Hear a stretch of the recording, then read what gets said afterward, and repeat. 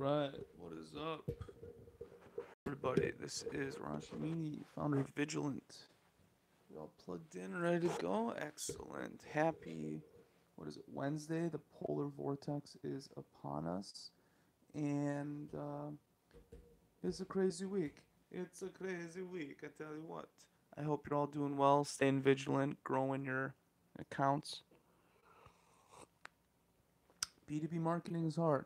But did you know it's twice the size of B2C e-commerce? Business to business e-commerce is over twice the size of business to consumer e-commerce. All of this buzz around Amazon and what have you, and Walmart and Jet.com and Overstock and all of that conversation, it's a third of the pie. Two-thirds of the pie is B2B. And most people in the B2B space, 70% of your buyers are watching video. Half of those are watching, so call it 35%, a third of your buyers are watching 30-minute videos or more. But understandably, over 45% of firms believe they don't have the in-house resources, it's too complicated or too expensive to do good video marketing. That's where Vigilant comes in. So folks, check out Vigilant. Take our free training certification course for B2B marketing. You can implement those best practices into your existing B2B marketing space. Or if you'd like, in a matter of minutes, you can set up your own ABM program and get world-class B2B marketing automation, complete ABM automation for B2B middle market firms. Very excited about that. But this is what this show is all about. Um, let's talk about B2B marketing.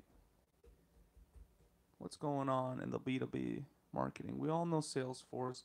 Have you all seen the market technology map for 2018? It's 7,000 vendors strong. It's absolutely crazy. Absolutely crazy. Oh man, if you're a marketing leader and you have to navigate those waters and you pick the wrong vendors, the challenge is you have to get the right vendor to replace the wrong one. Sometimes a vendor doesn't integrate with the rest of your technology, or they're too hard to use for your team. It's a bad team fit. Or sometimes it's a bad market fit. Your market doesn't enjoy whatever it is about this company. It's a low converting technology for your market. Different uh, industries have different sales psychologies, right? And so a content experience, which is a fancy way to say B2B blog, might not work for restaurant franchise owners, as I had to find out the other day. But all these vendors want 12-month contracts, and it drives me crazy. Whenever I'm doing vendor management for a client, these vendors they're all the same. They all have great sales etiquette and pause after asking you for buy-in. Oh, that's a great feature, don't you think? Pause, pause, pause. Uh-huh. So you have to acknowledge it or be a dick, be rude, right? So, okay, yes, that's a cool feature. However, let's talk about a trial. Oh, we don't do trials. We can't do trials. Listen, you're going to charge me 50 grand for a year for your services. Fine. Okay. If it works, that's great. However, if it doesn't work, I got to get this thing out of here and replace it with something that does work as fast as humanly possible. There's $180 million on the line. So, give me a 3-month trial, charge me what you got to charge, and let's put this thing to the test. Because I'm not signing a 12-month contract. I'm not. There's no way. Unless you can prove to me this works for my customer base, I'd be crazy. I'm just gambling. Literally, I'm blacks or reds. Spin the wheel. At the end of the day, that's what they're trying to do. And the best test for an enterprise client, especially, or even for a larger mid-market firm. The best test for your vendors for in the B2B space, let me put it that way, to see how social, how what is their culture of um, customer relationship, or what would you call it?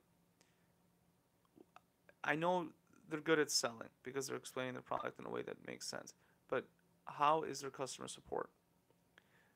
The culture of customer support is very quickly found out by asking for a free trial. If they're willing to bend over backwards for you, they're great at customer support. They care about their customers. If they're flat out not willing to do it, they're going to be a nightmare. They don't actually have a culture where the customer comes first. They have a sales culture, which is about revenue, which is about growth. Not bad things. But if you don't take care of the roots, which are your customers, then you have nothing really. You have a plastic money tree. So and that's the conundrum. You got 7,000 vendors. You got a bunch of startups who are super nimble and low cost, but those that are more upstream and cater to larger mid-market and enterprise clients, they have the staff on hand, so on and so forth, but they want to realize their revenue on an annual basis. So they want to sign you up and say they got 12 months locked in, and they'll try to lock you in too. I've been I've been sold a product for a past client, one of my first clients, and they told me it did X. They showed me it doing X, and I'm like, okay, let's do it. And I signed up for a year at like it was cheaper back then, $450 a month, on behalf of my client to build to my client. The client then said, oh, I don't want this, that, and the other. I'm like, okay, so let me go back and talk to these people. And I find out it didn't even when they showed me it doing X, it was under false pretenses. It wasn't actually doing it. Maybe they knew, maybe they didn't. I don't know, but it was like a lead from IP program. So when someone from a website comes to your website, it'll tell you who that person was. And they shared with me. They said, "Look, the VP of marketing at X company came to your website." It turned out that the VP of marketing had the same phone number as the organization had on their page. So but they locked me into a contract, and then guess what? I go and look at the Better Business Bureau, and I see that they've done this to so many people, that their whole growth rate is determined by this very, very forceful sales practice. And I had to contact the district attorney of Georgia to get them to get me out of my contract. I'm like, dude, your product doesn't work. You locked me into something here based on false pretenses. Let me out of my contract. This is unreasonable. So we're offering no annual contracts. You can prepay, or you don't need an annual contract. If you choose to sign up for an annual contract, you get a huge discount from us, but it's a monthly basis. So you can see if it works. How crazy is that? Hey, does your technology work or doesn't it work? I mean, come on, people.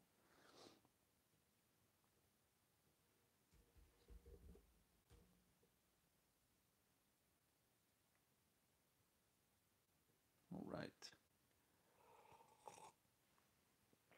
The five biggest opportunities for B2B sales growth in 2019 from entrepreneur.com. Let's see, what do they say? Books about decadence, the fables to remember them. Think about it all the time. There are many ways to drive sales growth. Okay, embrace value selling. Many industries have experienced a massive shift from transaction-based selling to value-based selling. Up until now, the last few Up until the last few years, many companies, brands, and individual sellers' relationships were enough to sustain and grow sales. The product or brand would attract buyers, and sellers would foster relationships, taking orders when buyers initiated a purchase. Sales grew even when sellers were reactive. Today's sales climate is drastically different. Competition is fierce, and copycats are quick to replicate product and service innovations. It's more difficult than ever for brands to differentiate themselves in the market. You might think that this has driven down prices, allowing the lowest prices provider to win more sales. However, we found the opposite is true. It's not the provider with the lowest price who's winning the sale, but the provider who demonstrates the greatest value. I think that's a good point. It's vague, but there's this principle we use at that I use. Maybe I've developed it. I'm not sure. Called value stacking. How much value can you stack on top of an offer? Here's the price point. Try not to lower your prices, but increase your value. So if your price point you want to hit is here, maybe that's the comp in the comparable in the market. Maybe that's what you think the product's worth. Maybe for whatever reason that's the price point. Maybe that's what you should be charging based on your financial model. Okay, you got to start stacking value until you tower that price point. So we can save you millions of dollars a year in costs. We can get you up and running in minutes. We can open up your team's bandwidth. We can guarantee results, right? So, and then our fixed fee is right down here, and so we stack that value. So I do think it's about value stacking in anything you do, in any type of relationship. How much value can you stack until it's overwhelmingly obvious that people should work with you? That's how I feel. Invest in effective sales skills training. I think that's really important. A lot of people, maybe I'm 31. A lot of people younger than me don't take training seriously. I think maybe because you just get out of college and you're done getting trained for a while. But the sad truth of the matter is, if you just went and got some micro certifications, you could have gotten a job immediately. And so a lot of the time was ineffectively used. But training is huge, and that's why we offer free training on our website. We want people to know what they're doing. We want to be not only a resource, but we want to help you, right? And we know we're not going to get 100% of the market. So if we're not right fit for you, we're more than happy to enable you to go find someone that is the best fit for you. We want our customers, our relationships to be so perfect, so well fitting that you don't have to force anything. Grow your existing accounts. This one is obvious, of course. Develop sales managers. Development is a really interesting thing, and management is a really interesting thing. It's hard to manage people. I think by leading, you end up making management a moot point. However, developing leadership skills is not straightforward. It's very emotionally based. A person, IQ is one thing, EQ is another. And I think the best managers, the best leaders have, maybe the best have a balanced EQ and IQ. I try to hone mine and, keep them balanced as much as possible. I don't like focusing too much on my intellectual quotient, and to the detriment, or ignoring my emotional quotient. You're ultimately doing business with people, and human beings have an emotional. I mean, we might say we are emotional beings that happen to be thinking, right? Is a a deer escaping from a lion intellectualizing why, or is their blood coursing with hormones that are giving them a feeling of fright and panic and directing their actions? You know what I mean? I think emotion is more primary. But I love when people develop their managers. It's a beautiful thing, because it's like you're really investing in them. It builds rapport. It increases the workplace culture's efficiency, or the feeling. It boosts morale when people care about other people, right, and are investing in each other. Build goal and action plans. If you're serious about growing B2B, you need to define what that growth is. This one is always hard, because unless you have a process to know unless you know what your process is, you don't know how much is reasonable to assume. So typically people, okay, we did this much last year, we know we could do this much more this year. This one by implementing some incremental increase, right? But when you do ABM and you've never done it before, or you've never done it well before, it's hard to know. And you have a set of marketing conversion rates that get leads to the sales team, and then you have a set of sales conversion rates that close deals. So you really do need that sales marketing alignment. But all in all, true. Mike Schultz, good job. The 3 costliest mistakes I've made launching a new website so far. Hey, here's a no-brainer for you. Don't pay for developers to make your website. Excuse me, don't pay an ad agency to make your website, okay? Here's why. It's going to be expensive. You're paying their overhead. Agencies will just charge you too much. They will try to uh, justify their cost by making a very snazzy website. And so you're going to get this beautiful branded website that's typically hard to use. It's not user friendly, drops conversion rates. The number one goal for a website is for someone to reach out to you, whether it's an existing customer that needs to log in and find it. And I would say then, therefore, find the right information. But that information can be delivered via emails and text messages and so on. But it should be to contact you, to join your newsletter effectively, join your email list. And so you want a website that's conducive to that, that creates community passively through your search engine optimization and so on, and that compounds and builds. It's an asset that builds over time. Okay. The problem is when you go with an agency, they're going to bring sizzle and flash and sell you on that. It's going to look beautiful, but your conversion rate is going to be. The other way to do it is to build a conversion optimized website. Okay, what's that?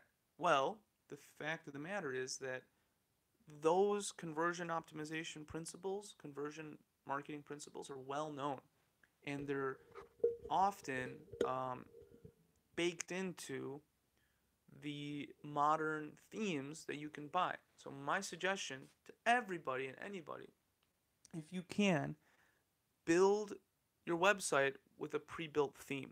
Buy a theme, whether you're using WordPress, HTML, whatever your content management system is, and spend $100 on a theme and then modify it. This will get you at least 80% of the results for 20% of the effort. Really, it'll be faster, it'll be easier, it'll be cheaper, and you'll get everything you need to get. The reason I suggest this almost always is because when a company makes a theme and they package it for $60, there's a team of designers and engineers that made that theme. And if it's on the WordPress platform, you know that it's guaranteed to perform well for SEO functionality, for search engine optimization purposes, because 22% of websites are built on WordPress, and Google grew up cataloging WordPress. So Google's pretty much designed to read WordPress sites. You could say that. You can argue that anyway. And so all that information is baked in. And then when you get a theme for 2019, all the design criteria for a 2019 website are baked in because you have this team of people that built it. Often at least a few people. Sometimes you can get a theme from one person is really good. But it's got all the modern bells and whistles baked in. And then, they sell thousands and they charge whatever, 50 to $100. Now everybody modifies and customizes theirs, so it's very rare that you're going to see someone else with your exact website. You're almost never going to see it. And if you just change the color scheme and put your own graphics, it's automatically different.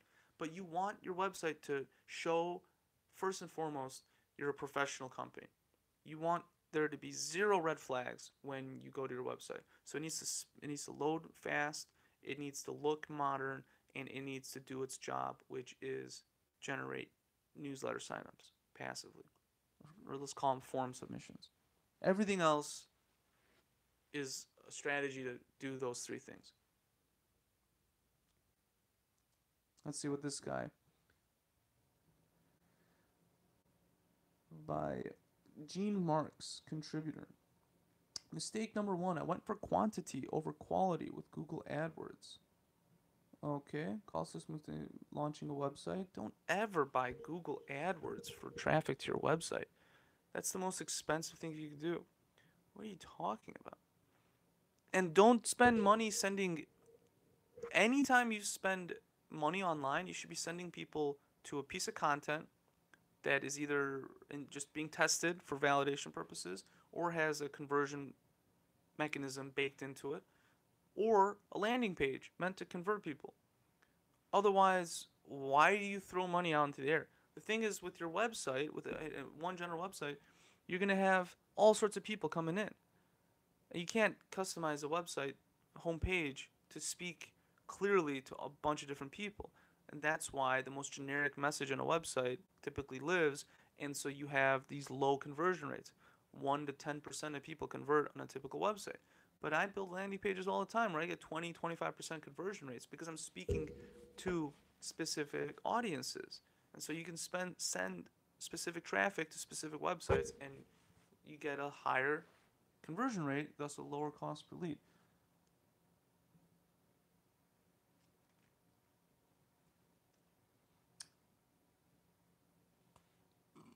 Excuse me.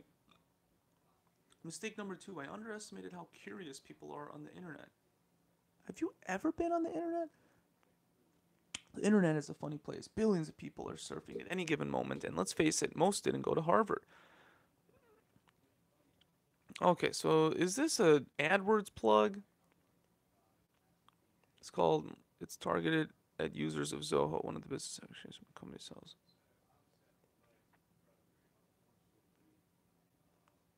He's a consultant for Zoho implementation.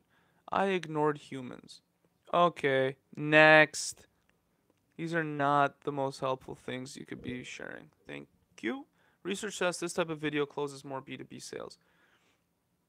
What do they mean by more? 1% more, 10% more, 100% more of 1%? You know what I mean? Statistics, man. Guest writer, founder of CEO of Glassview. Recently, business-to-business buyers have begun to resemble consumers when it comes to video watching. There's a 70% of B2B consumers watch video. 76% of companies said they use some form of B2B video, of course. Okay. Video case studies cut the salesperson out of the equation. B2B buyers want information, not a sales pitch. I agree with that. Video case studies are shareable. Videos convey emotion, a fresh take. As case studies and testimonials don't have a lot to be drawn by, they can offer a touch of humor, as Slack does in this case study. Okay, Slack has a world famous brand. It doesn't need gimmicks. Or let me put it this way. Its gimmicks don't shut down the sale because people want it and they will go through whatever hoops that Slack puts up to get it. So where is this type of case study, this type of video?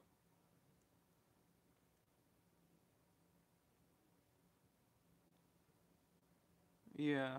In a recent study of 600 B2B decision makers, 55% said case studies are the best way to move prospects down the purchase funnel. So he's kind of putting A plus B and hoping it equals C.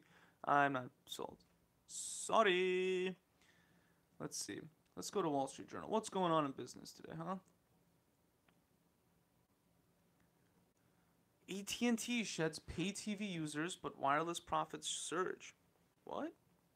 AT&T's paid television business lost more than 650,000 customers as cord cutting continued to take its toll. But the media business and surging profits in wireless helped the bottom line. Oh my god. AT&T. Why can't you just bundle your own? They want to get into the media business. Let's say AT&T has plans, has a $49 billion problem to fix. Oh my god. That's insane. Is it time for Apple to make a China-tailored iPhone? For years, Apple has operated on the assumption that it gets to set the world's tastes. Its struggles in China are causing some close observers of the technology giant to say that needs to change. This is a big, important decision Apple needs to make. Are they going to stay the luxury product in all categories? Probably, right? And so, however, the new economy emerging by 2020 will be predominantly middle class. 51% of the world will be middle class, and the majority of that will be from Asian families joining the global middle class. And they're not going to buy $1,000 iPhone.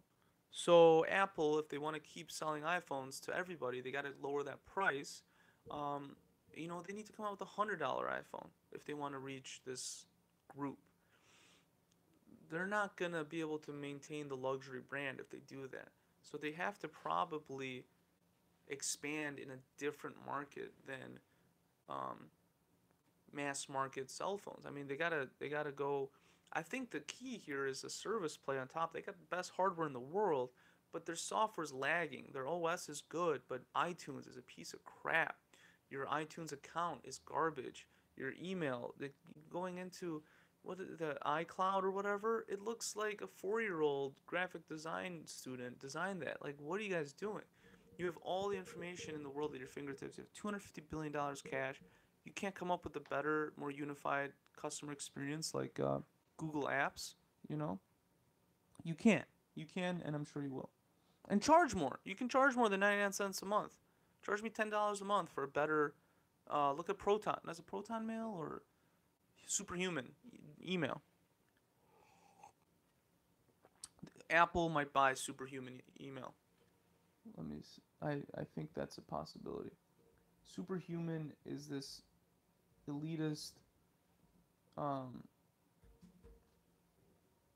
email service out of Silicon Valley that you have to like beg to be. Um, you have to beg to be a piece of to get into, and everyone raves about it, and everyone is super efficient, and when there's a forced onboarding period from a company that you know doesn't need to offer this, it could totally be a self-service product. I like see ya, but supposedly it's good. Reinventing the email experience is an area numerous startups have tried to tackle over the years, with some apps focused more on triage, others on making a better desktop alternative, still more aiming to re-envision email as a mobile-first product. So, Superhuman, from the founder of Gmail add-on Rapportive, acquired in 2012 by LinkedIn, is different. Instead of giving email a new coat of paint, Superhuman's underlying technology is designed to speed up everything about using email, while also bundling in features like snoozing, scheduling, and read statuses, undo send, insight from social networks, and more. The startup was founded by Rahul Vora, um, which da da da da da. Okay, so Apple, you should buy them. You should go on a shopping spree. I don't see why you wouldn't do that. GE faces a capital dilemma over its jet leasing business. Oof, they're in a tough place right now, man. Schultz presidential bid brews trouble for Starbucks. Um, don't know much about this guy. Love Starbucks as a company. Uh, Clearly, he was getting ready to do this, and it's not gonna go well for Starbucks. The man who turned Starbucks from a four-store chain into a global business with more than 28,000 coffee shops has angered many Democrats by saying he might run for president as an independent. It is a prospect that high-profile Democrats, including Michael Bloomberg, said will only split the vote, and that's coming now backlashing onto his brand. Dun dun dun.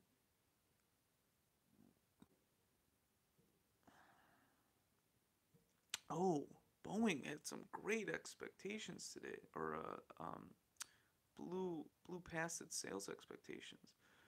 Aerospace giant arms for another year of record production. Wow, 10% sales increase. Very good. Very good. It expects its sales to ramp up 10%. What an insane business. Could you imagine building an airplane? You know, every time I get on an airplane, I'm like, luckily I know the degree to which these things are engineered to, and I'm completely confident in that. But it's kind of crazy. We went through turbulence the other time. I was coming back from LA, and it was just shaking the whole plane, and you could feel the plane giving and shaking, you know, wiggling back and forth. Somewhere there's a bending piece of aluminum, and it's not going anywhere. It's unreal. It's really cool. Alibaba's revenue jumps despite China's slowdown. Net income increased 37% in the just ended quarter as demand for apparel and consumer staples continue to be strong. What's going on here, Alibaba? Huh? Your complicated setup? Is it hiding something from us? Only time will tell. Let's see what's going on in tech. Is it time? Yes. Tech giant sees TV's biggest stage after shunning mass market ads. What? Technology companies that champion the rise of digital advertising and have long eschewed TV are finding the medium's mass appeal hard to resist. including during Super Bowl, the priciest night to advertise on TV. Yeah, they're in a bit of a PR dilemma. Facebook expected to post solid earnings defying year of crisis. I think they're going to make $4 billion. Oh my god. Facebook's expected to post revenue of $16.4 billion. Good googly moogly. Profits. Wow. 6.36 billion in profit. My god.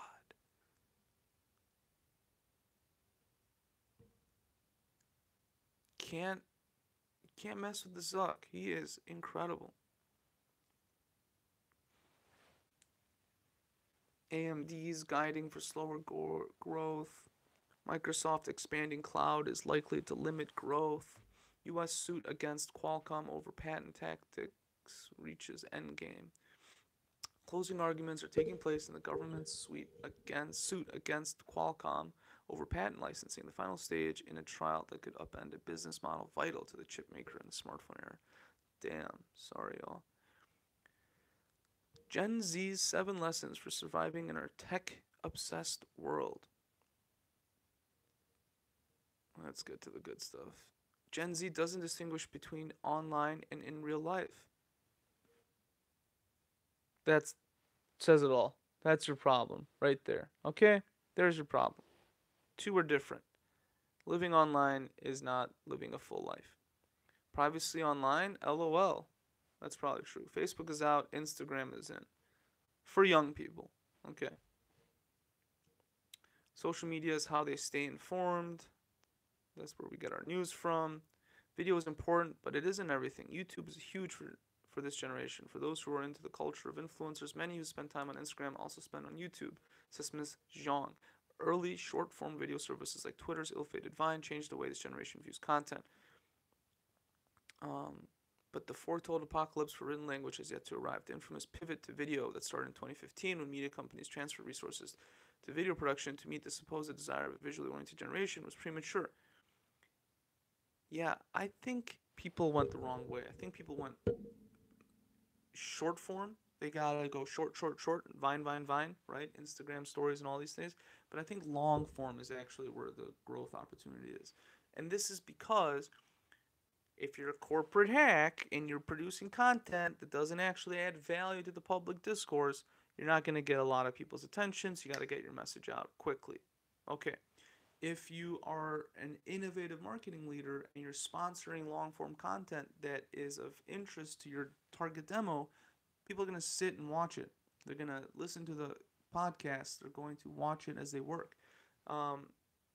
This is the future. You're going to see companies producing shows for Netflix and Amazon and free on YouTube to effectively own the ad space within it and be able to talk about the product and the world and the customer that is to talk about the customer's world effectively.